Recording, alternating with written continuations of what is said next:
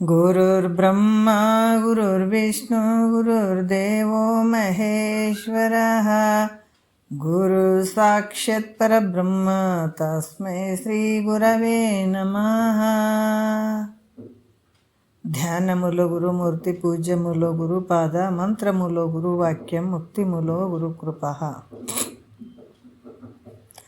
ಶ್ರೋತ್ರಿಯ ಬ್ರಹ್ಮನಿಷ್ಠ ಸದ್ಗುರು ಬಸವಾನಂದರ ಪಾದಕಮಲಗಳಿಗೂ ಅವರ ಪ್ರತಿರೂಪದಂಥ ನಿಜಗುಣಪ್ಪನವರ ಪಾದಕಮಲಗಳಿಗೂ ನನ್ನ ದೀರ್ಘದಂಡ ಪ್ರಣಾಮಗಳನ್ನು ಸಲ್ಲಿಸುತ್ತಾ, ಸದ್ಗುರು ಮಾರ್ತಂಡ ಸಾಬಯ್ಯ ಸದ್ಗುರುಗಳ ಪಾದಕಮಲಗಳಿಗೂ ಹಾಗೂ ರಾಯಪ್ಪ ಸದ್ಗುರುಗಳ ಪಾದಕಮಲಗಳಿಗೂ ನನ್ನ ದೀರ್ಘದಂಡ ಪ್ರಣಾಮಗಳನ್ನು ಸಲ್ಲಿಸುತ್ತಾ, ಗುರು ಸ್ವರೂಪರಾದಂಥ ನನ್ನ ಪತಿದೇವರಿಗೂ ಕೂಡ ನನ್ನ ದೀರ್ಘದಂಡ ಪ್ರಣಾಮಗಳನ್ನು ಸಲ್ಲಿಸುತ್ತಾ, ಮನದಲ್ಲಿ ಸ್ಮರಿಸಿಕೊಳ್ಳುತ್ತಾ, ತಮ್ಮೆಲ್ಲರಿಗೂ ವಂದಿಸುತ್ತಾ, ಇವತ್ತಿನ ನೀತಿ ಕ್ರಿಯಾಚರ್ಯ ಸ್ಥಳ ಯಾವುದರಲ್ಲಿ ಕೈವಲ್ಯ ಪದ್ಧತಿ ಒಳಗಿರುವಂಥ ನೀತಿ ಕ್ರಿಯಾಚರ್ಯ ಸ್ಥಳದಲ್ಲಿ ಆಧಾರದ ವಿಷಯ 15ನೆಯ ಪದ ನಾವು ನೋಡ್ತಾ ಇದ್ದೇವೆ. ಭಾಳಷ್ಟು ಅದ್ಭುತವಾಗಿ ಹೇಳಿದ್ದಾರೆ ಮಹಾತ್ಮರು. ನಮಗಿಂತ ಮೋಕ್ಷ ಆಗಬೇಕಾಗಿತ್ತು ಅಂತಂದಾಗ ಅದಕ್ಕೂ ಒಂದು ಮಾರ್ಗ ಐತೆ. ಅದೇ ಮಾರ್ಗದಿಂದ ನಾವು ಹೋಗ್ಬೇಕಾಗ್ತದೆ ಮೋಕ್ಷ ಅನ್ನುವಂಥದ್ದು. ಅದಕ್ಕೆ ಇಲ್ಲಿ ನೀತಿ ಕ್ರಿಯಾಚರ್ಯ ಸ್ಥಳದಲ್ಲಿ ಹಲವಾರು ವಿಚಾರಗಳನ್ನು ಹೇಳ್ತಾರೆ. ನೀತಿಯಿಂದ ನಡ್ಕೊಳ್ಳುವಂಥದ್ದು, ಅದೇ ಪ್ರಕಾರ ಇರುವಂಥದ್ದು. 15ನೇ ಪದದಲ್ಲಿ ಹೇಳ್ತಾರೆ, ಎಲ್ಲರೊಡನೆ ವೈರವಿಲ್ಲದೆ ಕೂರ್ಪುದೆ ಚಂದಾಮಮ ತಲ್ಲಣಿಸದೆ ನೀತಿಯಲ್ಲಿ ಇರಲ್ ಅರ್ಪುದೆ ಚಂದಾಮಮ. ಮೊನ್ನೆ ವಿಷಯದಾಗ ಒಂದು ಸ್ವಲ್ಪ ಬಂತು. ಎಲ್ಲರೊಡನೆ ವೈರವಿಲ್ಲದೆ ಕೂರ್ಪದೆ ಚಂದಾಮಮ. ಯಾಕಂದ್ರೆ ಸಕಲ ಜೀವರಾಶಿಗಳು ಅದಾವ ಜಗತ್ತಿನೊಳಗೆ. ಅವರ ಜೊತೆ ವೈರತ್ವವಿಲ್ಲದೆ, ಜೀವಿಗಳ ಜೊತೆ ವೈರತ್ವವಿಲ್ಲದೆ ಇರುವಂಥದ್ದು ಜೀವನಿಗೆ ಯೋಗ್ಯ. ಮತ್ತು ಹಿಂಗೆ ಯಾಕೆ ಹೇಳಕತ್ತೇರಿ, ನಮ್ಗೆ ಅವ್ರು ತ್ರಾಸು ಕೊಡಕತ್ತಾರ, ಅದಕ್ಕೆ ನಾವು ಅವರಿಗೆ ತ್ರಾಸು ಕೊಡ್ತೇವೆ. ಅವ್ರು ನಮಗೆ ಬೈಯಕತ್ತಾರೆ, ನಾವು ಅವ್ರಿಗೆ ಬೈತೀವಿ. ಅವ್ರು ಹೊಡ್ಯಾಕತ್ತಾರೆ, ನಾವು ಅವ್ರಿಗೆ ಹೊಡಿತೀವಿ ಅಂತ ಅನ್ಬೋದು. ಅದಕ್ಕೆ ಅವರು ಹೇಳತ್ತಾರೆ, ಇದು ನೀ ಏನು ಮಾಡಿದರೂ ಕೂಡ ನಿನಗೆ ಪ್ರಾರಬ್ಧದಲ್ಲಿ ಪ್ರಾರಬ್ಧ ರೂಪವಾಗಿ ಮುಂದಿನ ಜನ್ಮದಲ್ಲಿ ಮತ್ತೆ ನಿನಗೆ ಕಾಡ್ತದಪ್ಪ. ಇದು ಒಳಗಿನ ಮರ್ಮ. ಮಹಾತ್ಮರು ಯಾಕೆ ಇಷ್ಟು ಹೇಳಕತ್ತಾರಂತಂದ್ರೆ, ಈಗ ಯಾರೋ ಭಾಳ ಕಷ್ಟ ಕೊಡಕತ್ತೀರಿ, ಅವ್ರ ಜೀವನೇ ತಿನ್ನಕತ್ತೀರಂತ ಈಗ ಒದ್ದಾಡಕತ್ತೀಯಲ್ಲ, ಯಾತಕ್ಕೆ? ಹಿಂದಿನ ಒಂದು ಪ್ರಾರಬ್ಧ ರೂಪದ ಒಂದು ಕರ್ಮ, ಮತ್ತು ಅದನ್ನು ಮಾಡಿ ಅದನ್ನೇ ಕಟ್ಕೊಂಡು ಹೋದೆ ಅಂದ್ರೆ ಜನ್ಮಾಂತರದೊಳಗೆ ಬರೀ ಇದನ್ನೇ ಮಾಡ್ಕೊತ ಹೋದೆ ಅಂದ್ರೆ ಅವರು ನಿನಗೆ ಶತ್ರು, ನೀನು ಅವ್ರಿಗೆ ಶತ್ರು. ಮತ್ತು ಏನು ಸಾಧಿಸ್ಕೊಂಡಂಗೆ ಆಯ್ತು ನೀನು ದುಃಖನೇ ಆದ ಇದರಿಂದ. ಯಾರಿಗೋ ಒಬ್ರಿಗೆ ಬೈತೀನಿ, ಹೊಡಿತೀನಿ, ಮಾಡ್ತೀನಿ ಅಂತಂದ್ರೆ ಅದು ಸುಮ್ಮನೆ ಬಿಡಂಗಿಲ್ಲ ಅದು ನಿನಗೆ. ಅದು ಮತ್ತೆ ಪ್ರಾರಬ್ಧ ರೂಪವಾಗಿ ನಿನ್ನ ಜೀವ ತಿಂತದ ಮುಂದಿನ ಜನ್ಮಗಳಲ್ಲಿ. ಅದಕ್ಕೆ ಈಗ ತಿಳಿತದಲ್ಲ, ಗುರುಮುಖಾಂತರ ತಿಳಿತದಲ್ಲ, ನೀನು ಸ್ವಲ್ಪ ಕಡಿಮೆ ಮಾಡ್ಕೋ. ಅವ್ರಿಗನ್ನೋದು ಇವ್ರಿಗನ್ನೋದು ಶತ್ರುತ್ವ ಮಾಡೋದು ಬೇಡ. ನಾವು ಹೇಳ್ತೀವಿ ಕೆಲವರಿಗೆಲ್ಲ ವೈರತ್ವ ಅನ್ನುವಂಥದ್ದು ರಕ್ತದಲ್ಲೇ ಬಂದುಬಿಟ್ಟಿರ್ತದ. ಅಂಥ ವೈರಾಗ್ಯ ಭಾವ ಈ ಸಂಸಾರದ ಮೇಲೆ ಇದ್ದರೆ ಮಹಾತ್ಮರೇ ಆಗಿಬಿಡ್ತಾರಂಥವ್ರು. ನಾವು ಸಂಸಾರದಲ್ಲಿ ಭಾಳ ನೋಡ್ತೀವಿ. ಯಾರಾದರೂ ಒಬ್ರಿಗೆ ನಾವು ಮಾತಾಡೋಂಗಿಲ್ಲ, ಅವ್ರು ಹಿಂಗೆ ಅಂದುಬಿಟ್ಟಿದಾರಂತಂದ್ರೆ ಕೊನೆವರೆಗೂ ಮಾತಾಡೋಂಗಿಲ್ಲ ನೋಡ್ರಿ. ಆ ಕಡೆ ಒಳ್ಳೆ ನೋಡಂಗಿಲ್ಲ ಅಂತವ್ರು ಅದೇ ಭಾವ ಈ ಕಡೆ ಪಾರಮಾರ್ಥದಲ್ಲಿ ಇಟ್ಕೊಂಡು, ನೋಡಪ್ಪ ಇದು ಮಿಥ್ಯೆ ಆದಂಥ ವಸ್ತುಗಳದಾವ, ಇವಕ್ರಿಂದ ನನಗೇನು ಐತಿ, ಇದರಿಂದ ಬರೀ ದುಃಖ ಐತೆ ಅಂತ ಇದ್ರ ಮೇಲೆ ವಿಷಯಗಳ ಮೇಲೆ ಮೋಹವನ್ನು ಬಿಟ್ಟುಬಿಡಲಿ, ದೊಡ್ಡ ಮಹಾತ್ಮರಾಗಿಬಿಡ್ತಾರೆ. ಅದನ್ನ ಎಲ್ಲಿ ತಂದು ಇಟ್ಕೋತಾರೆ? ಈ ಲೌಕಿಕದಲ್ಲಿ ಇಟ್ಕೊಂಡ್ಬಿಡ್ತಾರೆ. ಅವ್ರು ಹಿಂಗಂತಾರೆ, ಅವ್ರು ನೋಡ್ಕೊಬಾರ್ದಾಕೆ, ಅವ್ರು ಒಂದು ಕೈ ನೋಡ್ಕೋತೀವಿ. ಹೌದಾ? ಇಂಥವೆಲ್ಲ ಇಟ್ಕೊಂಡು ಅವ್ರ ಮೇಲೆ ವೈರತ್ವ ಸಾಧಿಸಿ ನೀವು ಓದಿದ್ದೆ ಆದ್ರೆ, ಅವ್ರು ನಿನಗೆ ಸಾಧಿಸಿದ್ದೆ ಆದ್ರೆ, ಅದು ಮುಂದೆ ಪ್ರಾರಬ್ಧ ರೂಪವಾಗಿ ನೀನು ದುಃಖ ಕೊಡ್ತದದು. ಅದಕ್ಕೆ ಯಾರ ಹತ್ರ ವೈರತ್ವ ಮಾಡ್ಕೊಳಕ್ಕೆ ಹೋಗಬೇಡ. ಅವ್ರೇನಾದರೂ ಅಂದರೂ ಕೂಡ ತಲೆ ಕೆಡ್ಸ್ಕೋಬೇಡ. ಯಾಕಂದರೆ ಶರೀರನೂ ನೀನಲ್ಲ, ಹೌದಲ್ಲ? ಯಾವುದಕ್ಕೆ ಬೈತಾರೆ ಅವರು ಅರ್ಥ ಮಾಡ್ಕೋಬೇಕು ಅಂತ ನಿನ್ನೆ ವಿಷಯದಲ್ಲಿ ಹೇಳಿದ್ದಾರೆ. ಅವರು ಯಾವುದಕ್ಕೆ ಬೈತಾರೆ? ಶರೀರಕ್ಕೆ ಬೈತಾರೆ ಅಂದ್ರೆ ಸಪ್ತಧಾತು ಸಮಾಂಪಿಂಡ, ಮಾತನ ಶರೀರ ನಿನ್ನ ಶರೀರ ಒಂದೇ ಐತೆ. ಅದು ಶರೀರ ಮಲಮೂತ್ರದಿಂದ ಕೂಡಿದಂಥ ಶರೀರ. ನೀನು ಬೈಕೋತಿ ಒಂದು ಸಲ ಇದ್ರ ಕಾಲ ಬಲು ಸಾಕಾಗ್ಯದವ, ಏನು ಇದಕ್ಕೆ ಈ ಶರೀರ ಅಂತ ಅನ್ನುವಂಥದ್ದು ನೀನು ಸಿಟ್ಟು ಮಾಡ್ಕೋತೀನಿ ನಿನ್ನ ಶರೀರದ ಮೇಲೆ ಒಂದು ಕಾಲಕ್ಕೆ. ಅದಕ್ಕೆ ಅವರು ಬೈಯಕತ್ತಾರ ಅಂದ್ರೆ ನೀ ಶರೀರ ನಾನು ಅಲ್ಲ ಅಂತ ತಿಳ್ಕೊಂಡ ಮೇಲೆ ಅವ್ರು ಬೈದದ್ದು ನಿನಗೇನು ಹತ್ತಂಗೆ ಇಲ್ಲ.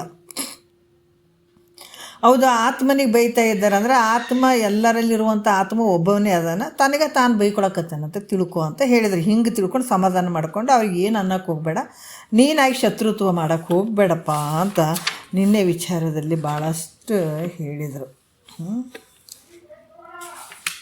ಮತ್ತು ಇಲ್ಲಿ ಒಂದನೇ ನುಡಿಯಲ್ಲಿ ಕೆಲವು ವಿಚಾರಗಳನ್ನು ನೋಡೋಣ. ಹಿತವಿದು ಅಹಿತವೆಂದು ಅತಿಶಯಿಸಿ ತಿಳಿಯುವುದೇ ಚಂದ ಮಮ, ಶ್ರುತಿ ವಿರಹಿತವಾದ ಮತವ ತಾನುಳಿಯುವುದೇ ಚಂದ ಮಮ, ಮತಿಯೊಳಗೆದ ದುರ್ವಿಕೃತಿಯನ್ನು ಚಳಿಯುವುದೇ ಚಂದ ಮಮ, ಸತಿ ಸುತಾದಿಗಳ ನಿಶ್ಯತೆ ಎಂದು ಪಡೆಯುವುದೇ ಗಳ ಅನಿತ್ಯತೆ, ಸತಿ ಸುತಾದಿಗಳ ಅನಿತ್ಯತೆ ಎಂದು ಪಡೆಯುವುದೇ ಚಂದ ಮಮ. ಯಾಕಂದರೆ ಅನಿತ್ಯತೆ ಅಂತ ತಿಳಿಯುವಂಥದ್ದು. ಏನು ಹೇಳ್ತಾ ಇದ್ದಾರೆ ಅಂದ್ರೆ ಯಾವುದು ಹಿತ ಅದ, ಯಾವುದು ಸುಖ ಅದ, ಯಾವುದು ದುಃಖ ಅದ, ಯಾವುದು ಹಿತ ಯಾವುದದ, ಅಹಿತ ಯಾವುದದ, ಸುಖ ಯಾವುದು ದುಃಖ ಯಾವುದು ಅನ್ನುವಂಥದ್ದು ವಿಶೇಷವಾಗಿ ತಿಳಿಯುವಂಥದ್ದು ಜೀವನಿಗೆ ಯೋಗ್ಯವಾಗಿರುವಂಥದ್ದು. ಮತ್ತು ಜಗತ್ತಿನ ಒಳಗೆ ನಾವು ನೋಡ್ತೀವಿ, ಈಗ ಟೆಂಪ್ರವರಿ ಅಂದ್ಗಳನ್ನೇ ಇದೇನು ರೀ ಟೆಂಪ್ರವರಿ ನೌಕರಿ ಅಂತೀವಿ, ಅದೇ ಪರ್ಮನೆಂಟ್ ಅಂದ್ರೆ ಖುಷಿ ಆಗ್ತೀವಿ, ಹೌದಿಲ್ಲ? ಮತ್ತು ನಾವು ಮಾಡ್ಕೊಳ್ಳೋದು ಇಷ್ಟು ಸುಖ ಸುಖ ಸುಖ ಅಂತ ಬಯಸ್ತೀವಲ್ಲ, ಅದು ನಿಜವಾದ ಸುಖ ಐತೆ ಅಂದರೆ ಟೆಂಪ್ರವರಿ ಸುಖ. ಅದು ವಿಷಯಾದಿಗಳಲ್ಲಿ ಸುಖ ಅಂತ ನಾವು ಯಾವಾಗ ಹೋಗ್ತೀವಿ ಅದು ನಿಜವಾದ ಸುಖ ಐತೆ ಅಂದರೆ ಟೆಂಪ್ರವರಿ ಸುಖ. ಅದು ನಾವು ಪರ್ಮನೆಂಟ್ ನೌಕರಿಯನ್ನು ಬಯಸ್ತೀವಲ್ಲ, ಅದ್ರಂಗೆ ಇದು ಪರ್ಮನೆಂಟ್ ಸುಖ. ಸದ್ಗುರುವಿನ ವಾಕ್ಯವನ್ನು ಕೇಳ್ತಾ ಹೋದಾಗ ಪರ್ಮನೆಂಟ್ ಸುಖ ಇದು. ಅದಕ್ಕೆ ಈ ರೀತಿಯಾಗಿ ಯಾವುದು ಅನಿತ್ಯದಿಂದ ಕೂಡ್ಯದ ಅದ್ರ ಹಿಂದೆ ಬಿದ್ದಾಗ ಅದರಿಂದ ಏನಾಗ್ತದ, ದುಃಖನೇ ಆಗ್ತದ ಹೊರತಾಗಿ ಸುಖ ಅಂತೂ ಹೊಂದಕ್ಕಾಗಂಗಿಲ್ಲ. ಸ್ವಲ್ಪ ಮ್ಯೂಟ್ ಮಾಡ್ಕೊಳ್ರಿ ದಯವಿಟ್ಟು. ಫೋನ್ ಹಚ್ಚಿದ ಮೇಲೆ ಸ್ವಲ್ಪ ನೋಡ್ಕೊಳ್ರಿ, ಫೋನ್ಗಳನ್ನು ಮ್ಯೂಟ್ ಮಾಡ್ಕೊಳ್ರಿ. ಫೋನ್ ಮ್ಯೂಟ್ ಮಾಡ್ಕೊಳ್ರಿ. ಪ್ರಕಾಶ್ ಯಾರಿದ್ದೀರಿ ದಯವಿಟ್ಟು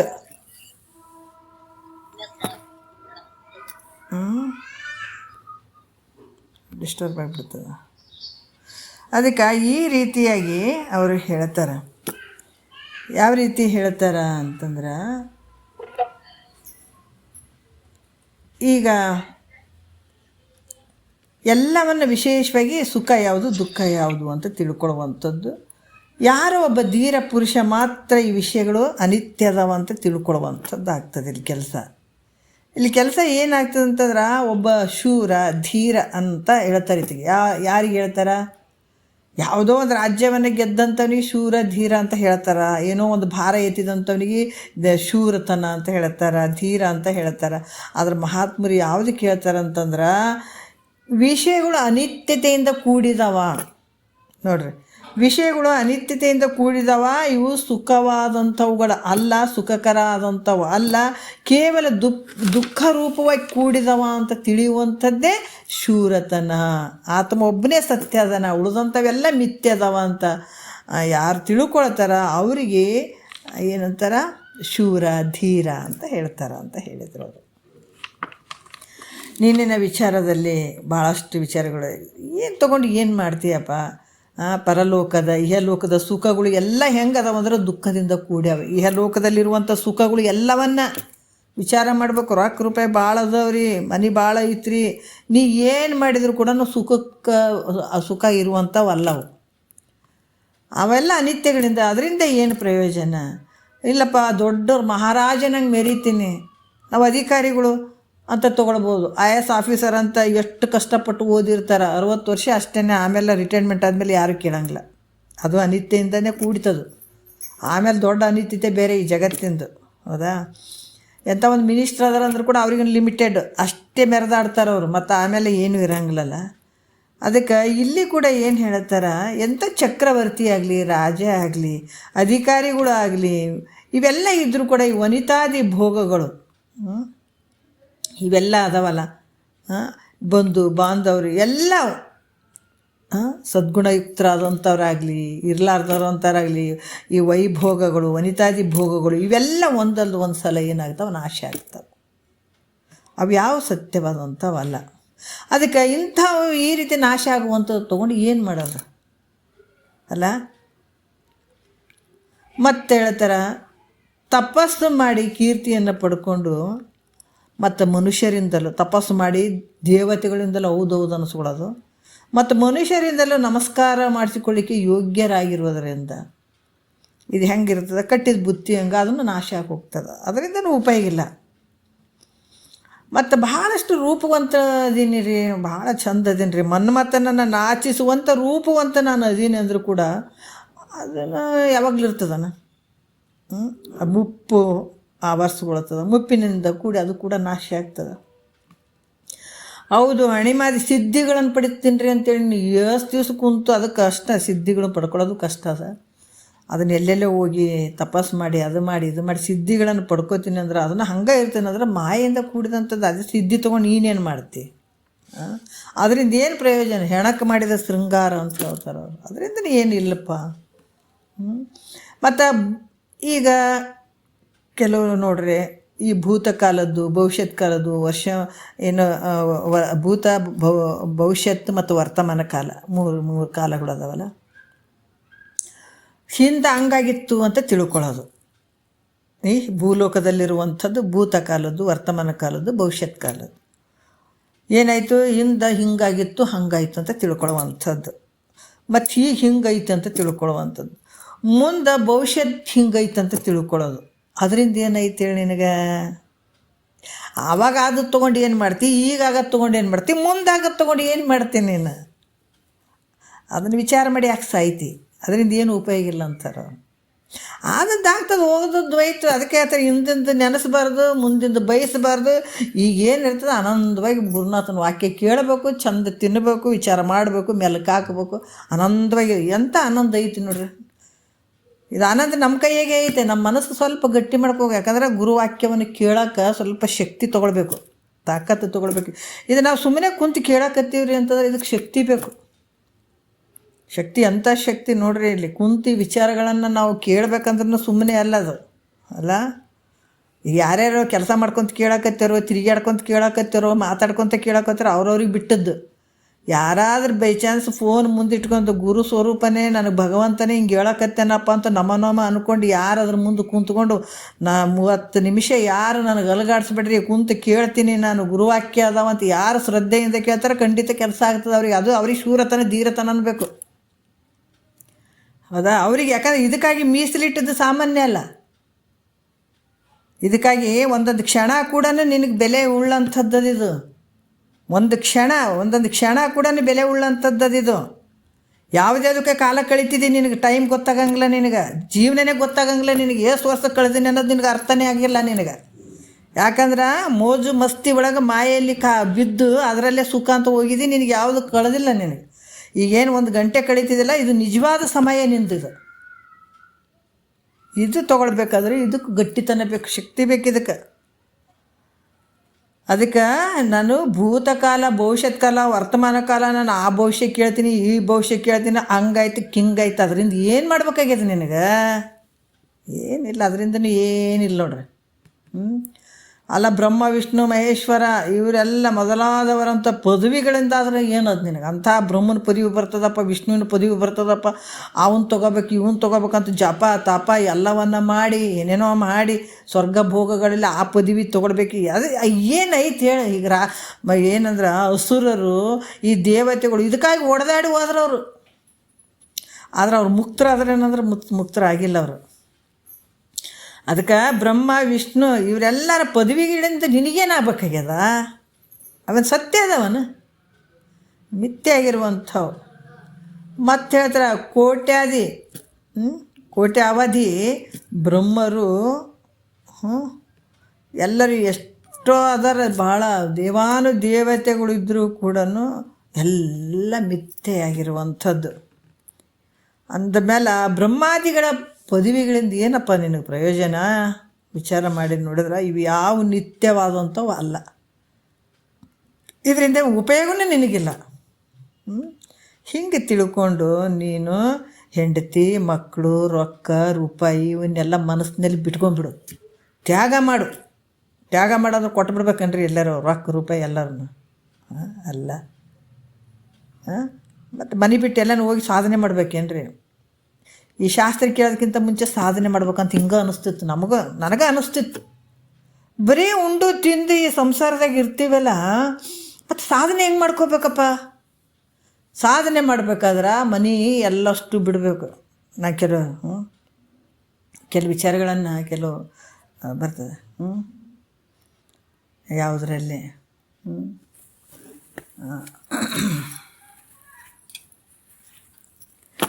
ಯಾವ ರೀತಿ ಅಂತಂದ್ರೆ, ಗಂಡ ಮನೆ ಮಕ್ಕಳನ್ನು ಬಿಟ್ಟು ಬೇರೆ ಕಡೆ ಹೋಗಿ ಸಾಧನೆ ಮಾಡಬೇಕು. ಹೆಂಗೆ ಮಾಡಬೇಕು? ಚಕ್ಮಕ್ಕಳು ಹಾಕೋಬೇಕು, ತಪಸ್ಸು ಮಾಡಬೇಕು, ಕಣ್ಣು ಮುಚ್ಕೊಂಡು ಚಂದನ ಕುಂತು ಬಿಡ್ಬೇಕು.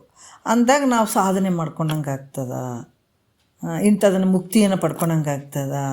ಹಿಮಾಲಯಕ್ಕೆ ಹೋಗ್ಬೇಕು, ಗವಿಗಳಲ್ಲಿ ಹೋಗ್ಬೇಕು, ಎಲ್ಲ ಅಲ್ಲಿ ಹೋಗಿ ಸಾಧನೆ ಮಾಡ್ಕೋಬೇಕು ಅನ್ನುವಂಥ ಭಾವ ಬರ್ತೈತಿ. ಯಾಕಂದರೆ ಇದೇನು ಗೊತ್ತಿರಂಗಿಲ್ಲ, ಕ್ರಮವಾಗಿ ಗೊತ್ತಿರ್ಲಾರ್ದವ್ರಿಗೆ ಏನೇನೋ ಅನ್ಸಕತ್ತು ಬಿಟ್ಟಿರ್ತಾವೆ. ಹಿಂಗೆ ಮಾಡಿದರೆ ಮುಕ್ತಿ ಆಗ್ತದೆ, ಹಂಗೆ ಮಾಡಿದರೆ ಮುಕ್ತಿ ಆಗ್ತದೆ. ಅದಕ್ಕೆ ಇದು ಕ್ರಮಶಾಸ್ತ್ರ ಅನ್ನುವಂಥದ್ದು ಸುಮ್ಮನೆ ಅಲ್ಲ. ಇದು ನಾವೆಲ್ಲರೂ ಸಾಲಿ ಕಲ್ತಂಗಿದು. ಹುಡುಗರಿಗೆ ಅಷ್ಟೇ ಸಾಲಿ ಅಲ್ಲ, ಸಾಲಿ ಮಾಡ್ಬೇಕಾದ್ರೆ ಪಾಪ ಮಕ್ಕಳಿಗೆ ಓದಬೇಕು, ಬರಿಬೇಕು, ಹೋಮ್ವರ್ಕ್ ಮಾಡಬೇಕು, ಬಾಯಾಟ ಮಾಡಬೇಕು, ಡಿಕ್ಟೇಷನ್ ಬಾಯಾಟ ಮಾಡಬೇಕು, ಎಲ್ಲ ಪ್ರಿಪೇರ್ ಆಗ್ಬೇಕು, ಎಕ್ಸಾಮ್ಗೆಲ್ಲ ಪ್ರಿಪೇರ್ ಆಗ್ಬೇಕು. ಹೌದಿಲ್ಲ? ಈಗ ನಮ್ಮದು ಒಂದು ಸಾಲಿ ಇದು ಎಂಥ ಸಾಲಿ ಅಂದ್ರೆ ಬ್ರಹ್ಮ ಜ್ಞಾನದ ಸಾಲಿ ಇದು. ಬ್ರಹ್ಮವನ್ನು ತಿಳ್ಕೊಳ್ಳುವಂಥ ಶಾಲೆ ಇದು. ಇದನ್ನು ನಾವು ಪ್ರತಿನಿತ್ಯ ಮಾಡ್ಕೊಳ್ಳೋದು. ಅವು ಮಕ್ಕಳು ಹೆಂಗೆ ಕಷ್ಟಪಡ್ತಾವೆ, ನಾವು ಕಷ್ಟಪಡ್ಬೇಕು. ಗುರುಗಳು ಹೇಳಿದಂಥದ್ದನ್ನು ತಿಳ್ಕೋಬೇಕು, ಮನನ ಮಾಡಬೇಕು. ಮತ್ತು ಸುಮ್ಮನೆ ಆಗಿಬಿಡ್ತದ ಬ್ರಹ್ಮಜ್ಞಾನ ಅಂದ್ರೆ ಸುಮ್ಮನೆ ಆಗ್ತಂತ ತಿಳ್ಕೊಂಡ್ರೇನು? ಅದಕ್ಕೆ ಮಹಾತ್ಮರು ಏನು ಹೇಳ್ತಾರಪ್ಪ ಅಂದ್ರೆ, ಇಲ್ಲಿ ಹೆಂಡತಿ ಮಕ್ಕಳು ಏನದ, ರೊಕ್ಕ ರೂಪಾಯಿ ಆಸ್ತಿ ಸಂಪತ್ತು ಇವನ್ನ ಬಿಟ್ಟು ಹೋಗಂತ ಎಲ್ಲಿ ಹೇಳಿಲ್ಲ. ಆದ್ರೆ ಅವ್ರ ಜೊತೆ ಇದ್ರೂ ಕೂಡ ಅದ್ರ ಮೇಲೆ ಭಾವ ಇಟ್ಕೋಬೇಡ. ಇದೆಲ್ಲ ನಾಶ ಆಗಿ ಹೋಗೋದು, ಇದು ನಮ್ಮ ಜೊತೆ ಬರ್ತದೆ. ನೋಡ, ಬಳಿ ಹೆಣ್ಮಕ್ಳು ಭಾಳಷ್ಟು ರೇಟ್ ಆಗ್ಯದ ಅಂದ್ರೂ ಕೂಡ ಬಂಗಾರ ಬಳಿ ಹಾಕೊಳಕ್ಕೆ ಇಷ್ಟಪಡ್ತೀವಿ, ಎಲ್ಲ ಪಡ್ತೀವಿ. ಕರೆ ಶರೀರ ಹೋದ ನಂತರ ಈ ಬಂಗಾರ ಬಳಿಗಳಿಗೆ ಎಷ್ಟು ಮಂದಿ ಅಧಿಕಾರಿಗಳು ಅದಾರ ಯಾರಿಗೆ ಗೊತ್ತು? ಯಾರು ಕಸ್ಕೋತಾರೋ, ಯಾರು ಹಾಕ್ಕೋತಾರ? ಅಷ್ಟು ತಿಳ್ಕೊಂಡ್ರೆ ಆಯ್ತಲ್ಲ. ನಮಗೆ ಇರ್ತದೆ, ನಾವು ಬಂಗಾರ ತೊಗೊಂಡಾಗ ಹೋಗ್ಬಿಡ್ತೀವಿ ಏನಿಲ್ಲ. ಹಾಗಾಗಿ ಯಾವ ಶಾಶ್ವತ ಅಲ್ಲ ನನಗೆ ಅಂತ ಈ ರೀತಿ ತಿಳ್ಕೊಂಡು ಮನಸ್ಸಿನಲ್ಲೇ ತ್ಯಾಗ ಮಾಡಿಬಿಡೋದು, ಬಿಟ್ಬಿಡೋದು.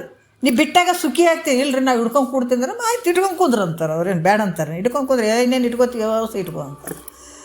ಯಾಕಂದರೆ ಎಲ್ಲ ಮನಸ್ಸಿನಲ್ಲಿ ಏನು ನಾವು ಇಟ್ಕೋತಿದ್ದೀವಿ ಅವನಿಗೆ ಗಂಟುಗಳು ಗೊತ್ತಲ್ಲ. ಶರೀರಕ್ಕೆ ಒಂದು ಗಂಟಾದ್ರೇ ಒಂದು ಗಡ್ಡಿ ಥರ ಆಗ್ಯದಪ್ಪ, ಒಂದು ಗಂಟು ಆಗ್ಯದಪ್ಪ ಅಂದರೆ ಎಷ್ಟು ತ್ರಾಸ ಆಗ್ತದೆ ಮನುಷ್ಯಾಗ. ಅದ್ರಂಗೆ ಇದು ಹೃದಯದಲ್ಲಿ ಗಂಟುಗಳು ಏನು ಇದಾವಲ್ಲ, ಇವೆಲ್ಲಷ್ಟು ಅದಾವಲ್ಲ, ಹೆಂಡತಿ ಮಕ್ಕಳು ಸಂಸಾರ ಈ ಶರೀರ ಎಲ್ಲಟು ನಂದು ಅಂತ ಏನು ಭಾಳ ಪ್ರೀತಿಯಿಂದ ಮಾಡ್ಕೊಂಡು ಹೊಂಟಿದೆಯಲ್ಲ, ಅದು ನಿನಗೆ ದುಃಖ ಕೊಡ್ತದದು. ಒಳಗೆಲ್ಲ ದುಃಖವನ್ನು ಅನುಭವಿಸಕತ್ತಿದೆ. ಆದರೂ ಅದು ದುಃಖ ಅಂತ ನಿನಗೆ ಗೊತ್ತಾಗವಲ್ದು. ಅದು ಈ ಇಹದಲ್ಲೂ ದುಃಖ ಐತೆ, ಪರಲೋಕದಲ್ಲೂ ದುಃಖ ಐತೆ. ಈಗ ನೀ ಶಾಣೆ ಆಗ್ಬೇಕಾಗ್ಯದ. ಹೆಂಗೆ ಶಾಣೆ ಆಗ್ಬೇಕಾಗ್ಯದ ನೋಡಿ, ಎಂಥ ವ್ಯವಸ್ಥೆ ಮಾಡಿದಾನ ಪರಮಾತ್ಮ. ಉಣೋದಕ್ಕೆ ಕಡಿಮೆ ಇಲ್ಲ, ತಿನ್ನೋದಕ್ಕೆ ಕಡಿಮೆ ಇಲ್ಲ. ಆಕಾಶ ವಾಯು ಅಗ್ನಿ ಜಲ ಎಲ್ಲವನ್ನು ಫ್ರೀಯಾಗಿ ಕೊಟ್ಬಿಟ್ಟಿದ್ದಾನೆ. ಎಲ್ಲವನ್ನು ಅನುಭವಿಸ್ತೀವಿ, ಇದರಲ್ಲಿ ಆರಾಮಾಗಿ ಜೀವನ ಕಳಿತೀವಿ. ಮತ್ತು ಇದಕ್ಕಿಂತ ಒಂದು ಹೆಚ್ಚಿನ ದೊಡ್ಡ ಆನಂದವನ್ನು ಪಡ್ಕೊಳ್ಳೋಕ್ಕೂ ಕೂಡ ಅವಕಾಶ ಇಟ್ಟಿದ್ದಾನೆ ಗುರು ಮುಖಾಂತರ ತಿಳ್ಕೊಂಡಾಗ. ಮತ್ತು ಯಾವ ಜನ್ಮಕ್ಕೆ ಮತ್ತು ದುಃಖ ಬರೋಂಗಿಲ್ಲ. ಈ ಒಂದು ಸಲ ನಾವು ಗೆದ್ದಿವಿ ಅಂದ್ರೆ, ಈ ಜ್ಞಾನವನ್ನು ಪಡ್ಕೊಂಡಿವಿ ಅಂದ್ರೆ ನಿನಗೇನು ದುಃಖನೇ ಇಲ್ಲದು, ಮುಗೀತು. ಅಂಥದ್ದು ಕೆಲಸ ನಾವು ಮಾಡ್ಕೊಳಕತ್ತೀವಿ ಅಂದ್ರೆ ನಾವೆಲ್ಲ ಬೆನ್ನು ಚಪ್ಪರಿಸ್ಕೊಳ್ಬೇಕು. ಹೆಂಗಂದ್ರೆ ಶ್ರದ್ಧೆಯಿಂದ ತೊಗೊಳ್ಬೇಕು. ಒಂದು ಮಾತು ಹೇಳ್ತೀನಿ, ಆಕೆ ಅಲ್ಲಿ ಕುಂತು ಹೇಳಕತ್ತಾಳ, ನಾ ಇಲ್ಲಿ ಕೆಲಸ ಮಾಡ್ಕೊತ ಕೇಳ್ತೀನಿ, ಹೊರಗೆ ತಿರುಗಾಡ್ಕೊತ ಕೇಳ್ತೀನಿ, ಮಜ್ಜೆ ಹೊಡೆಸ್ಕೊಂತ ಹಂಗೇನು ಮಾಡಬಾರ್ದು. ಶ್ರದ್ಧೆಯಿಂದ ಕುಂತು ಕೇಳಬೇಕಿದು. ಅಂಥವ್ರಿಗೆ ಲಾಭ ಐತಿದು. ಅದಕ್ಕೆ ಈ ನಿತ್ಯವಾದಂಥ ಏನಂದ್ರೆ ಅನಿತ್ಯವಾದಂಥ ಇದು ಸ್ತ್ರೀ ಪುತ್ರ ಧನ ಕನಕ ಇವೆಲ್ಲವನ್ನು ತ್ಯಾಗ ಮಾಡಿ ನಿತ್ಯ ಸುಖದ ಪ್ರಾಪ್ತಿ ಏನು ಮಾಡಬೇಕಪ್ಪ ಇಲ್ಲಿ ನೋಡ್ರಿ ಅಂದ್ರೆ ಶ್ರೋತ್ರಿಯ ಬ್ರಹ್ಮನಿಷ್ಠ ಸದ್ಗುರುಗಳು. ಶ್ರೋತ್ರಿಯತ್ವ ಇರಬೇಕು. ಶ್ರೋತ್ರಿಯತ್ವ ಅಂದ್ರೆ ಹೇಳುವಂಥದ್ದು ಇರಬೇಕು. ಬರೀ ನಾ ಬ್ರಹ್ಮನಿಷ್ಠದಲ್ಲೇ ಕುಂತೀನಿ ರೀ, ಕಣ್ಣು ಮುಚ್ಕೊಂಡು ಕುಂತೀನಿ ಅಂತ. ಹಿಂಗೆ ಕಣ್ಣು ಮುಚ್ಕೊಂಡು ನಾವು ಸಾಧನೆ ಮಾಡೀವಿ, ನಾ ಕಣ್ಣು ಮುಚ್ಕೊಂಡು ಕುಂತೀನಪ್ಪ, ಯಾರಿಗೆ ನಾನು ಏನು ಹೇಳಕ್ಕೆ ಹೋಗಂಗಿಲ್ಲ. ಅಂದ್ರೆ ಬಂದವ್ರ ಕೆಲಸ ಶಿಷ್ಯರ ಕೆಲಸ ಆಯ್ತೇನ? ಅಲ್ಲ, ಬರೀ ಬ್ರಹ್ಮನಿಷ್ಠತ್ವ ಇದ್ದರೂ ಒಂದು ಕೆಲಸ ಆಗಂಗಿಲ್ಲ. ಬರೀ ಸ್ತೋತ್ರೀಯತ್ವದ ಬ್ರಹ್ಮನಿಷ್ಠತ್ವದ ಜ್ಞಾನ ಇಲ್ಲ, ಅದರ ಅರಿವು ಇಲ್ಲ ಅಂತಂದ್ರೂ ಕೂಡ ಅದು ಕೂಡ ಆಗಲ್ಲ. ಎರಡೂ ಇರಬೇಕು ಆತನ ಬಲ್ಲಿ. ಸ್ತೋತ್ರೀಯತ್ವನೂ ಇರಬೇಕು, ಬ್ರಹ್ಮನಿಷ್ಠತ್ವನೂ ಇರಬೇಕು. ಎರಡೂ ಇರುವಂಥ ಸದ್ಗುರು ಇಲ್ಲಿ ಅವರನ್ನು ಹುಡುಕಿ ಪಡ್ಕೊಳ್ಬೇಕಾಗ್ತದೆ. ಯಾವಾಗ ಸಿದ್ಧಾರೂಢರು, ಅದಕ್ಕೆ ಮಹಾತ್ಮರು ಯಾಕೆ ಇವರೆಲ್ಲ ನಮ್ಗೆ ಆದರ್ಶವಾಗಿ ಬಂದರು ಅಂತಂದ್ರೆ, ಸದ್ಗುರು ಸಿಗಲಿಲ್ಲ ಅಂತ ಬಿಟ್ಟು ಕುಂದ್ರಬೇಡ ಮನ್ಯಾಗ ಅಂತಾರೆ ಅವರು. ಯಾಕಂದರೆ ಈ ಜೀವನ ಗೆದ್ದು ಹೋಗ್ಬೇಕು. ನೀನು ನಾನು ಯಾರಿದ್ದೀನಿ ಅಂತ ತಿಳ್ಕೊಂಡು ಜನ್ಮವನ್ನು ಸಾರ್ಥಕ ಮಾಡ್ಕೋಬೇಕಾಯ್ತಂದ್ರೆ ಬೆನ್ನತ್ತ. ಅದಕ್ಕೆ ಹೇಳ್ತಾರೆ, ಮೂಕನಾಗಬೇಕು ಜಗದೊಳು ಜಾಕಿಯಾಗಿರೋ ತತ್ವಬಲ್ಲ ಮಹಾತ್ಮನ ಗುಡ ಕತ್ತಿ ಹ್ಯಾಂಗ ಬೆನ್ನತ್ತಬೇಕಂತ ಹೇಳ್ತಾರೆ. ಮಾತು ತಿಳಿಯಬೇಕು, ಮಾತಿನ ಮರ್ಮ ಅರಿಬೇಕು, ಮಾತು ಬಲ್ಲ ಮಹಾಜ್ಞಾನಿಯ ಕೂಡ ಕೋತಿ ಹ್ಯಾಂಗ ಬೆನ್ನತ್ತಿರಬೇಕು. ತತ್ವ ತಿಳಿಯಬೇಕು, ತತ್ವದ ಮರ್ಮ ಅರಿಬೇಕು, ತತ್ವಬಲ್ಲ ಮಹಾಯೋಗಿಯ ಕೂಡ ಕತ್ತಿ ಹ್ಯಾಂಗ ಬೆನ್ನತ್ತಿರಬೇಕು, ಮೂಕನಾಗಬೇಕು, ಜಗದೊಳು ಜ್ವಾಕ್ಯಾಗಿರಬೇಕು. ನೋಡಿರಿ ಎಷ್ಟು ಅದ್ಭುತವಾಗಿದೆ. ಅದಕ್ಕೆ ಅಂಥ ಶ್ರೋತ್ರಿಯ ಬ್ರಹ್ಮನಿಷ್ಠ ಸದ್ಗುರು ಸಿಕ್ಕನಂದರೆ ಬಿಡಬೇಡ, ಪಡ್ಕೊಂಡು ಬಿಡು. ಅಂಥ ಗುರುಗಳನ್ನು ಹುಡುಕಿ ಯಾವಾಗ ಶ್ರೋತ್ರಿಯ ಬ್ರಹ್ಮನಿಷ್ಠ ಸದ್ಗುರುಗಳು ಪ್ರಾಪ್ತ ಆದರೂ ಅವರಿಗೆ ಶರಣಾಗತನಾಗುವಂಥದ್ದು. ಅವರಿಗೆ ಸಂಪೂರ್ಣ ಶರಣಾಗತನಾಗಿ, ಅಂಥ ಸದ್ಗುರುವಿಗೆ ಶರಣಾಗತನಾಗಿ ನಿಜ ಸುಖವನ್ನು ಗುರುವಾಕ್ಯದಿಂದ ತೊಗೊಳ್ಬೇಕಿದು. ಭಾಳಷ್ಟು ಜನ ಕೇಳ್ತೀವಿ, ಇಲ್ರಿ ಮನ್ಯಾಗ ದೊಡ್ಡ ಗ್ರಂಥನೇ ಇಟ್ಬಿಟ್ಟಿವ್ರಿ ಅಂತಾರೆ, ಲೈಬ್ರರಿ ತಾ ಇಟ್ಬಿಟ್ಟಿವ್ರಿ ಮನ್ಯಾಗ ಗ್ರಂಥಗಳು. ತೊಳ್ಕೊಂಡು ಕುಡಿತೇನೆ ಅವ್ನು ಇಟ್ಕೊಂಡು ಏನು ಮಾಡೋಕ್ಕಾಗ್ತದಪ್ಪ? ಇರಬಾರ್ದಂತೆಲ್ಲ ಇರಬೇಕು. ಆದರೆ ಈ ಕೆಲಸ ಎಲ್ಲಿ ಆಗ್ತದಪ್ಪ ಅಂದ್ರೆ ಸದ್ಗುರುವಿನ ವಾಕ್ಯದಿಂದನೇ ಆಗ್ತದೆ. ಅದಕ್ಕೆ ಶ್ರೀಗುರು ವಚನದಿಂದ ಅಧಿಕ ಸುಧೆಯುಂಟೆ ಅಂತ ಹೇಳಿದ್ದಾರೆ ಅವರು. ಅದಕ್ಕೆ ಅಂಥ ಸದ್ಗುರುವಿನ ವಾಕ್ಯದಲ್ಲೇ ನಿಜ ಸುಖ ಐತೆ. ಅದಕ್ಕೆ ಇದನ್ನು ಶಾಸ್ತ್ರಾದಿಗಳಿಂದ ತಿಳಿದು ವಿಚಾರಿಸುವಂಥದ್ದು ಭಾಳ ಮುಖ್ಯ. ಆವಾಗ ಗೊತ್ತಾಗ್ತದೆ ಯಾವುದು ಸತ್ಯ ಅದ, ಯಾವುದು ಮಿಥ್ಯ ಅದಂತ. ಸದ್ಗುರುವಿನ ವಾಣಿಯಿಂದನೇ ನಿನಗೆ ಗೊತ್ತಾಗ್ತದೆ. ಅದ ತೋರುವಂಥವು ಏನದಾವ, ದೃಶ್ಯವಾಗಿರುವಂಥವು ಏನದಾವ, ಇವೆಲ್ಲ ಮಿಥ್ಯ ಅದಾವ. ಇದು ಮೊದಲು ನಾವು ಅರ್ಥ ಕೊಡಬೇಕು, ಇದನ್ನು ಚಿಂತನಕ್ಕೆ ತೊಗೊಳ್ಬೇಕು. ಏನು ತೋರಕತ್ತವೆ ಎಲ್ಲ ಮಿಥ್ಯ ಅಂತಂದಾಗ ನಾವು ನೋಡ್ರಿ ಹೆಂಗಾಗ್ತದೆ, ಭಾರಿ ಪಲ್ಲಟ ಆಗ್ಬೇಕು ಮನಸ್ಸು. ಕೇಳಿದಗಳನ್ನೇ ಮನಸ್ಸು ಪಲ್ಲಟ ಆಗಿಬಿಡ್ಬೇಕು. ಅರೆ ನಾವು ಏನು ತಿಳ್ಕೊಂಡಿದ್ದೀವಿ, ಏನು ಐತಪ್ಪ ಅಂತ ತಿಳ್ಕೊಬೇಕು. ಅದಕ್ಕೆ ಏನು ತೋರ್ತಾವ, ಏನು ದೃಶ್ಯವಾಗಿ ತೋರ್ತಾವ, ಅವೆಲ್ಲ ಇವು ತಿಳಿಯುವಂಥವು ನಾನು ಅದೇನೇ, ತಿಳಿಸಿಕೊಳ್ಳುವಂಥವು ಏನದಾವ ಎಲ್ಲ ಮಿಥ್ಯ ಅದಾವ. ನಾನು ದ್ರಷ್ಟಾರೂಪವಾಗಿರ್ತೀನಿ, ಇವೆಲ್ಲ ದೃಶ್ಯ ರೂಪವಾಗಿ ಅದಾವ. ನಿನ್ನ ಶರೀರ ಹಿಡ್ಕೊಂಡು ಎಲ್ಲ ಮಿಥ್ಯನೇ ಅದಾವ, ಉಳಿಯೋ ನೀನು ಒಬ್ಬನೇ. ಈ ರೀತಿ ತಿಳ್ಕೊಂಡು, ಯಾಕೆ ಯದೃಷ್ಟಂ ತನ್ನಷ್ಟಂ ಅಂತ ಹೇಳ್ತಾರೆ ಅವರು. ದೃಶ್ಯವಾಗಿರೋದೆಲ್ಲ ನಷ್ಟ ಆಗ್ತದೆ. ಯದೃಶ್ಯಂ ತನ್ನಷ್ಟಂ, ಯದೃಶ್ಯಂ ಏನು ತೋರ್ತದ ಅದೆಲ್ಲ ನಷ್ಟ ಆಗ್ತದೆ. ಈ ರೀತಿ ಇವೆಲ್ಲ ಅನಿತ್ಯಗಳು ಅದಾವ, ನಾನು ಅರಿಯುವಂಥವನು. ಇವು ದೃಶ್ಯವಾಗಿ ಏನು ತೋರ್ತಾವ ಎಲ್ಲ ಅರಿಯುವಂಥದ್ದು ಶಕ್ತಿ ಇಲ್ಲ ಅವಕ್ಕೆ. ಆದರೆ ಅರಿಯುವಂಥ ಶಕ್ತಿ ಯಾರಿಗೆ ಐತಪ್ಪ ಅಂದರೆ ನಿನಗೆ ಮಾತ್ರ ಐತೆ. ಅದಕ್ಕೆ ಯಾವಾಗಲೂ ಅರಿಯುವಂಥದ್ದು ಅರಿವು ಏನಿರ್ತದೆ ನಿತ್ಯವಾಗಿರುವಂಥದ್ದು ಐತೆ. ಅದು ನಿತ್ಯ ಆಗಿರುವುದರಿಂದ ಸುಖ ರೂಪನೂ ಆತ. ಯಾವುದು ಅನಿತ್ಯ ಆಗಿರ್ತದೋ ಅದು ದುಃಖ ರೂಪವಾಗಿರುವಂಥದ್ದು, ಯಾವುದು ಸತ್ಯವಾಗಿ ಯಾವಾಗಲೂ ನಿತ್ಯವಾಗಿರ್ತದೋ ಅದು ಸುಖ ರೂಪವಾಗಿರುವಂಥದ್ದು.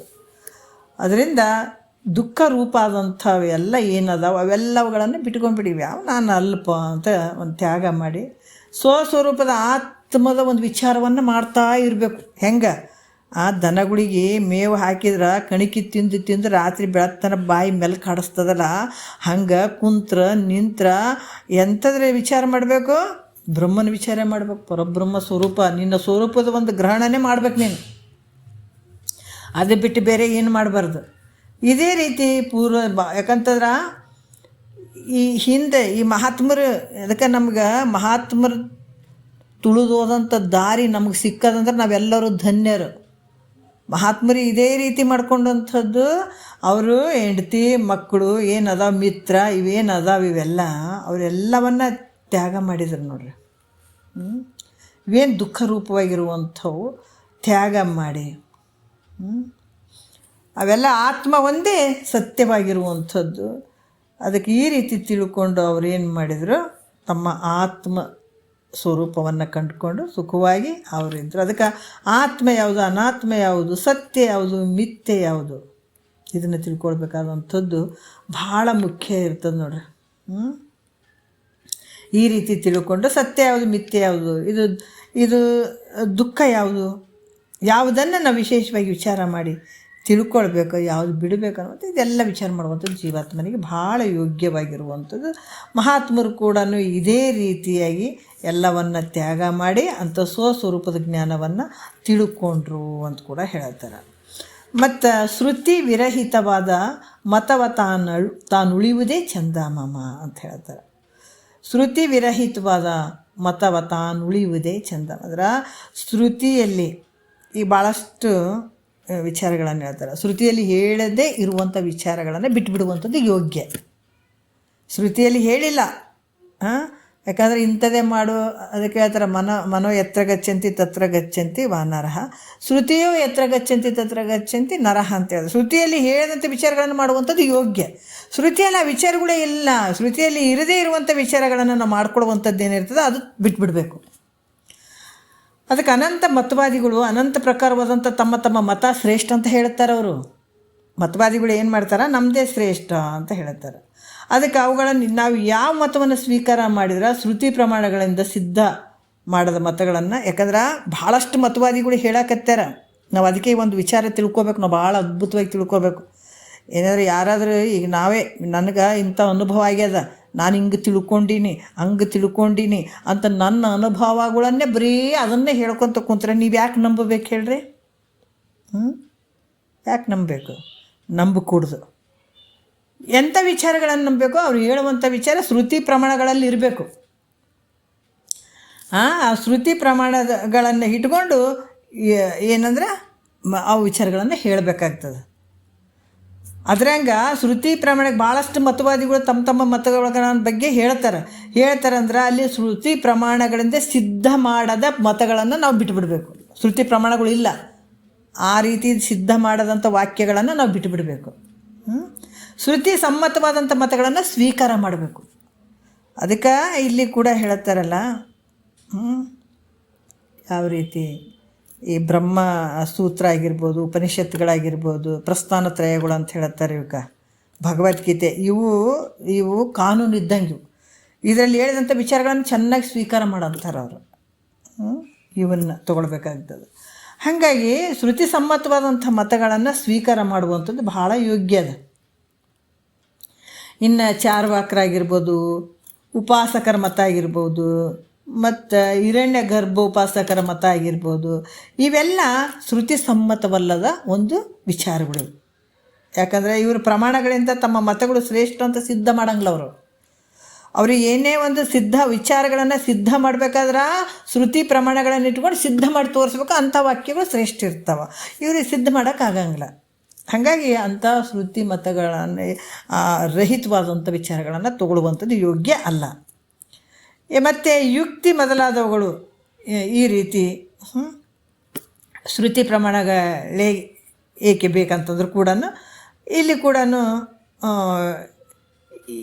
ನಮ್ಮ ಶ್ರುತಿ ಪ್ರಮಾಣಗಳದಾಗ ಇವೆಲ್ಲ ಆ ಪ್ರಮಾಣಗಳು ನಮಗೆ ಯಾಕೆ ಬೇಕು ಹೇಳ್ರಿ? ಶ್ರುತಿ ಪ್ರಮಾಣಗಳಿಂದ ನಮಗೇನದ? ನಮ್ಮ ಬುದ್ಧಿ ಕುಶಲತ್ವದಿಂದ ಮತ್ತು ನಮ್ಮ ಒಂದು ಮತಗಳೇ ಶ್ರೇಷ್ಠ ಅಂತ ಕೆಲವರು ಹೇಳ್ತಿರ್ತಾರೆ. ಅದು ಯಾಕ್ರಿ ಶ್ರುತಿ ಪ್ರಮಾಣನೇ ಬೇಕೇನು? ನಮ್ಮ ಬುದ್ಧಿ ಒಳಗೆ ಹಿಂಗೆ ಐತ್ರಿ, ನಂದು ದಾರಿ ಹಿಂಗೆ ಐತ್ರಿ, ನನ್ನ ಪ್ರಮಾಣ ಹಿಂಗೆ ಐತ್ರಿ ಅಂತ ಈ ರೀತಿ ನನ್ನ ಮತನೇ ಶ್ರೇಷ್ಠ ಅಂತ ಹೇಳುವಂಥದ್ದಾದ್ರೆ ಈ ವಿಚಾರವನ್ನು ತಗೊಳ್ಳಬಾರ್ದು. ಯಾಕಂದ್ರೆ ಅಲ್ಲಿ ಶ್ರುತಿ ಪ್ರಮಾಣಗಳು ಇರಬೇಕು ಹೇಳುವಂಥದ್ರಲ್ಲಿ, ಅವು ಯೋಗ್ಯವಾದಂಥವು.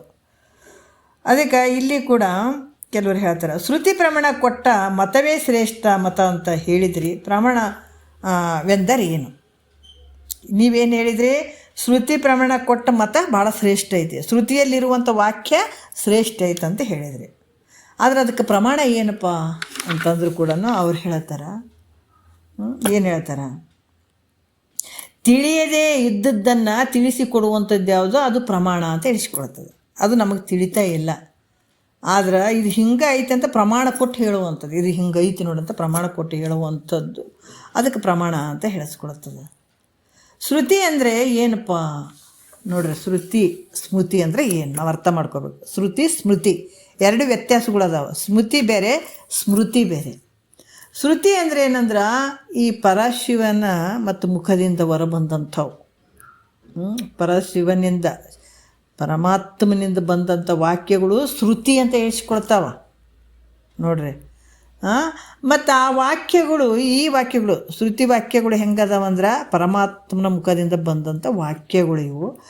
ಇಲ್ಲಿ ಕೂಡ ಇದಕ್ಕೆ ಪರಶಿವನಿಂದ ಹೊರಟಂಥ ವಾಕ್ಯಗಳಿಗೆ ಶ್ರುತಿ ಅಂತ ಹೇಳುತ್ತಾರೆ.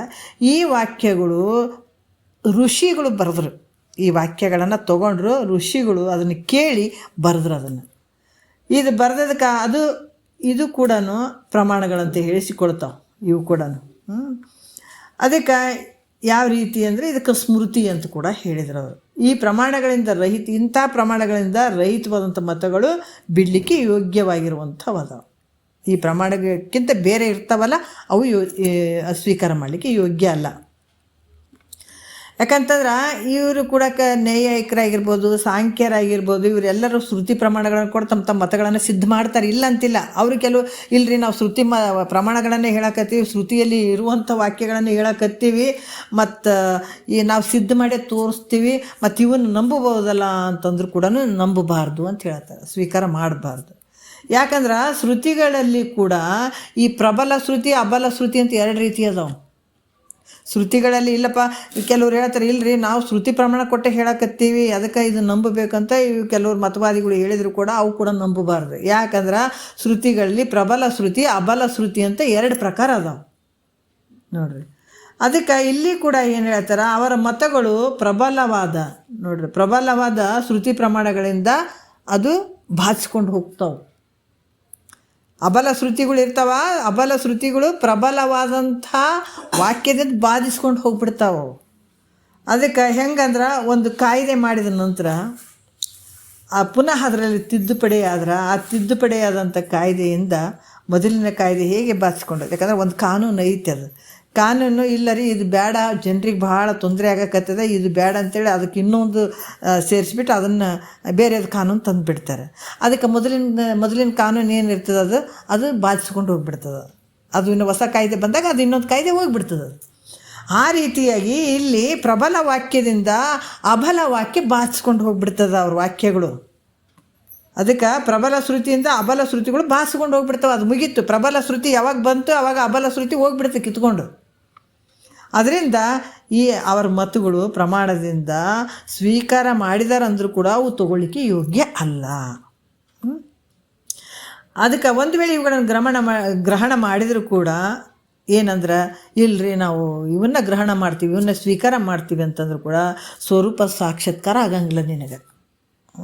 ಇಲ್ಲ ನಾನು ಅವ್ರು ಹೇಳ್ದನ್ನೇ ಕೇಳ್ತೀನಿ ಕುಂದಿರ್ತೀನಿ ಅಂದ್ರೆ ಕುಂದ್ರ ಅಂತಾರೆ, ಬೇಡ ಅನ್ನಂಗಿಲ್ಲ. ಬಟ್ ಸಾಕ್ಷಾತ್ಕಾರ ಆಗಂಗಿಲ್ಲ, ಸ್ವರೂಪದ ಸಾಕ್ಷಾತ್ಕಾರ ನಿನಗೆ ಆಗಂಗಿಲ್ಲ.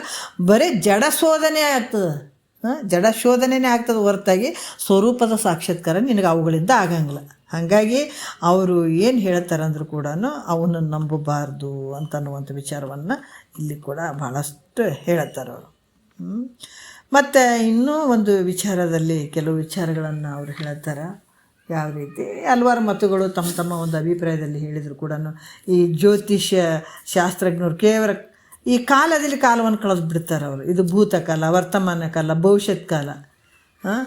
ಈ ರೀತಿಯಾಗಿ ವರ್ತಮಾನ ಕಾಲ, ಇದು ಪೂರ್ವ ವರ್ತಮಾನ ಕಾಲ ಅಂತ ಕೂಡ ಕಾಲದಲ್ಲಿ ಅವರು ವಾದ ಮಾಡ್ತಾರೆ. ಅದರಿಂದ ಇವ್ರ ಮತದಲ್ಲಿ ಸ್ವರೂಪ ಸಾಕ್ಷಾತ್ಕಾರ ಆಗಲ್ಲ. ಜ್ಯೋತಿಷಿಗಳು ಕೂಡ ಏನು ಹೇಳ್ತಾರೆ ಅದೆಲ್ಲ ತಲೆಯೇ ಕೇಳಿ, ಅದ ವರ್ತಮಾನ ಕಾಲದಾಗ ಹಂಗೈತೆ, ಭೂತಕಾಲ ಭವಿಷ್ಯತ್ ಕಾಲದಾಗ ಅಂದಂದು ಕೂಡ ಅದರಿಂದ ಏನು ಮುಕ್ತಿ ಆಗ್ತದೆ, ಸಾಕ್ಷಾತ್ಕಾರ ಆಗ್ತದೆ ಅಂದರೆ ಬೇರೆ ಯಾವುದರಿಂದ ಹಂಗೆ ಆಗಂಗಿಲ್ಲಪ್ಪ ಅಂತ ಭಾಳಷ್ಟು ವಿಚಾರಗಳನ್ನು ಹೇಳ್ತಾರೆ.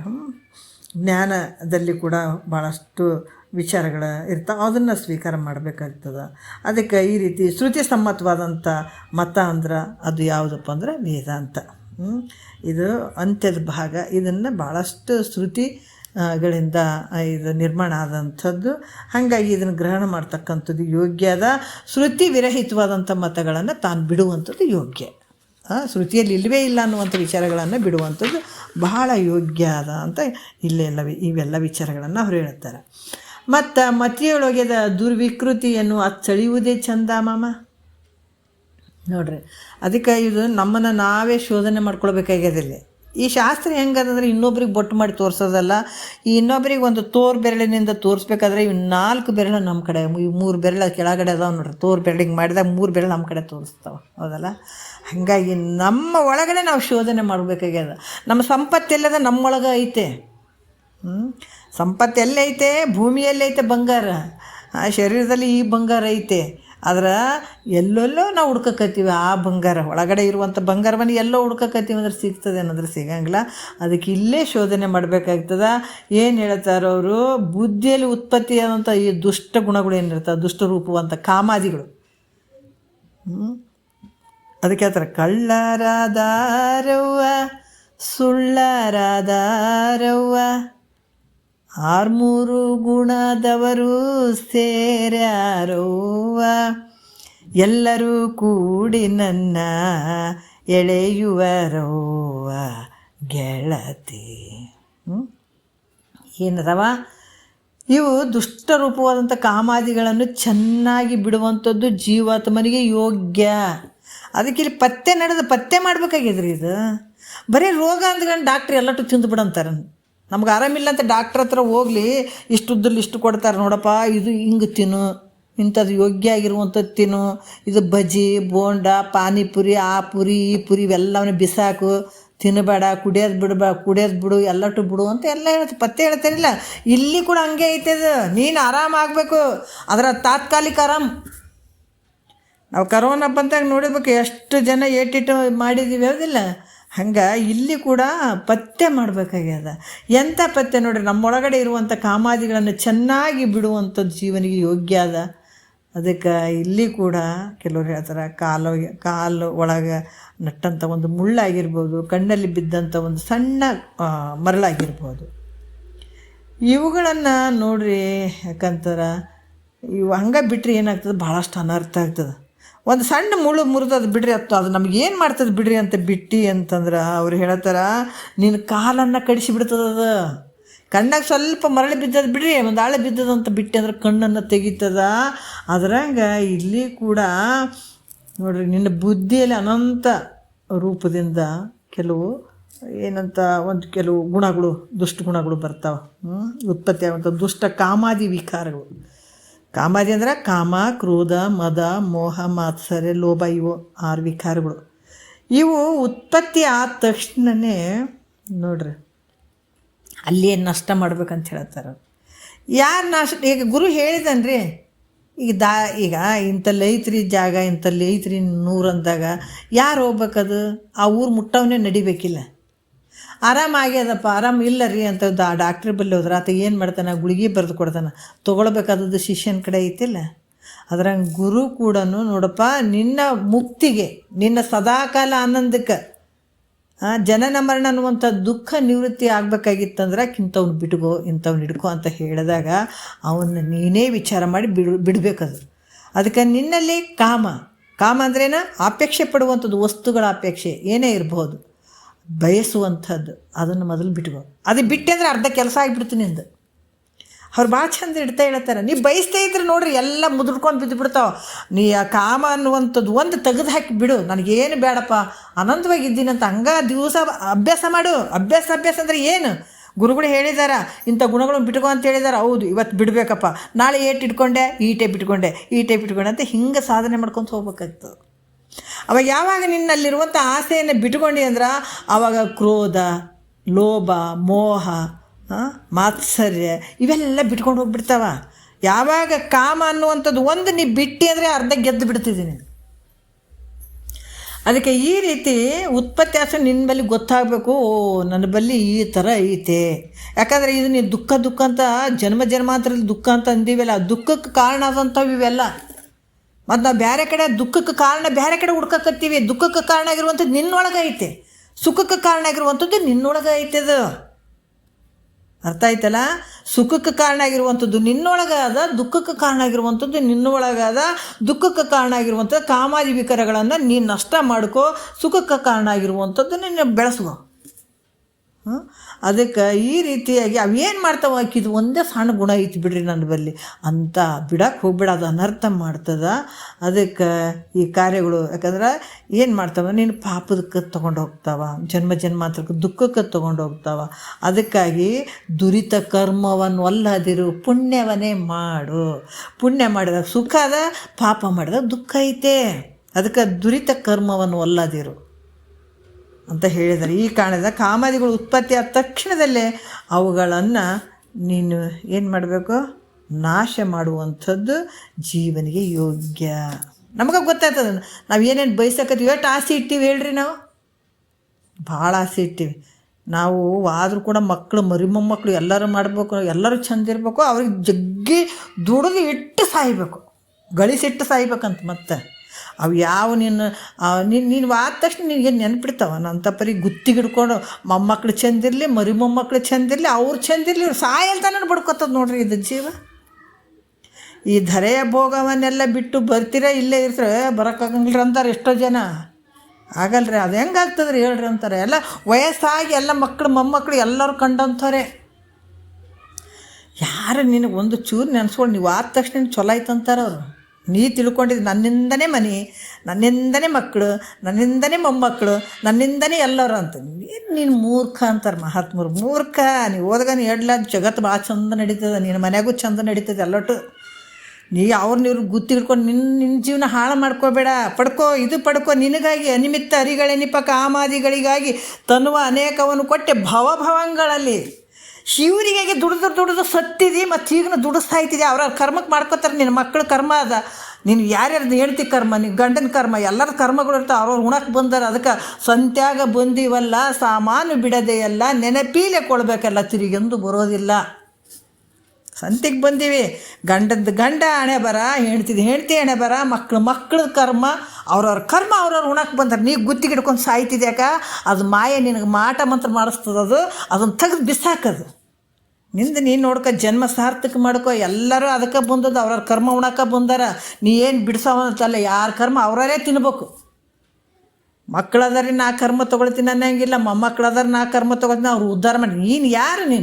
ನಿನ್ನ ನಷ್ಟ ನೀ ಮಾಡ್ಕೊಳ್ತೀವಿ. ಅವ್ರಿಗೆ ಗುತ್ತಿಗಿಡ್ದು ಮಾಡಬಾರ್ದೇನ್ರಿ, ಅವ್ರಿಗೆ ಮೇಲೆ ದ್ವೇಷ ಮಾಡ್ಬೇಕು. ದ್ವೇಷ ಮಾಡಬೇಡ, ಇರಂಗಿರು ಅಂತಾರೆ ಅವ್ರು. ಇರಂಗಿರು, ಹೆಂಗೆ ಬೋರ್ ಇಳಿಸ್ಕೊಂಡಂಗೆ ಇಳಿಸ್ಕೋಬೇಡಪ್ಪ. ಆಸೆಯನ್ನು ಹಂಗೆ ಇಳಿಸ್ಕೋಬೇಡ. ಆದರೆ ಆಸೆ ಮಾಡು, ಆ ಒಂದು ಭಾವ ತಗೋ. ಯಾವುದರಲ್ಲಿ ಭಗವಂತನ ಮೇಲೆ ಇಡು, ಮನಸ್ಸು ಇಟ್ಟುಬಿಡು, ಅಲ್ಲೇ ಇಡು. ಯಾವತ್ತು ಆತನ ಚಿಂತನೆ ಮಾಡೋದು ಕಲಿ. ಸ್ವಲ್ಪ ಒಮ್ಮೆಲೆ ಬರ್ತೇನೆಂದ್ರೆ ಪ್ರಯತ್ನ ಮಾಡು. ಮನಸ್ಸನ್ನು ಎಲ್ಲ ವ್ಯವಹಾರ ಮಾಡು, ಮನಸ್ಸನ್ನು ಮಾತ್ರ ಭಗವಂತನ ಚಿಂತನೆಗೆ ಇಟ್ಕೊಂಡ್ಬಿಡು. ಗುರುನಾಥನ ವಾಕ್ಯಗೆ ಇಟ್ಕೊಂಡ್ಬಿಡು, ಗೆದ್ದು ಬಿಡ್ತಿದ್ದೀನಿ ನೀನು. ಇದಕ್ಕೇನು ರೊಕ್ಕ ರೂಪಾಯಿ ಭಾಳ ಬೇಕಾಗಿಲ್ಲ, ಜಗ್ಗಿ ಬೇಕೇನ್ರಿ ರೊಕ್ಕ ಅಂತ ಇಲ್ಲ. ನಿನ್ನ ಮನಸ್ಸು ಅನ್ನುವಂಥದ್ದೇ ಸಂಪತ್ತು. ಆ ಮನಸ್ಸನ್ನು ಒಳ್ಳೆ ಕಡೆ ಇಟ್ಕೊಂಡ್ಬಿಟ್ಟೆ ಅಂದ್ರೆ ನಿನ್ನಂಥ ಸಿರಿವಂತರು ಯಾರಿಲ್ಲ ಅಂತ ಹೇಳ್ಯಾರ ಅವರು ಮಹಾತ್ಮರು.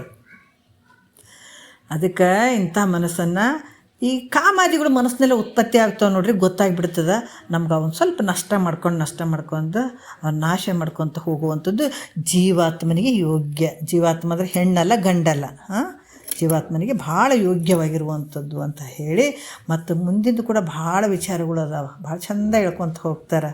ಇಂಥ ವಿಚಾರಗಳು ಎಲ್ಲಿ ನೋಡೋಕ್ಕೆ ಸಾಧ್ಯ ಇಲ್ಲ, ಎಳಿಯಾಗಿ ಬಿಚ್ಚುತ್ತಾರೆ. ಇದು ಹೆಂಗೆ, ನಾವು ತೆಂಗಿನಕಾಯಿಗೆ ಕಾಯಿ ಹತ್ಕೊಂಡಿರ್ತದೆ, ಸ್ವಲ್ಪ ದಿವಸ ಬಿಡ್ತಾ ಏನಾಗ್ತದೆ, ಆ ತೆಂಗಿನ ಚಿಪ್ಪಿಲಿಂದ ಕಾಯಿ ಹಿಂಗೆ ಕಡೆಗೆ ಬಂದುಬಿಡ್ತದಲ್ಲ.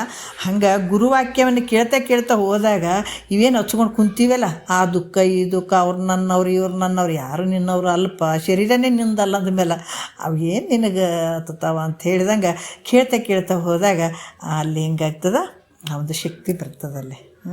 ಮತ್ತು ನಾಳೆ ಒಳ್ಳೆ ವಿಚಾರಗಳು ಅದಾವೆ ನೋಡೋಣ. ಒಂದೆರಡು ಮತ್ತು ಗುರುಗಳ ಪಾದಕ್ಕೆ ಅರ್ಪಿಸಿ ಹರವು.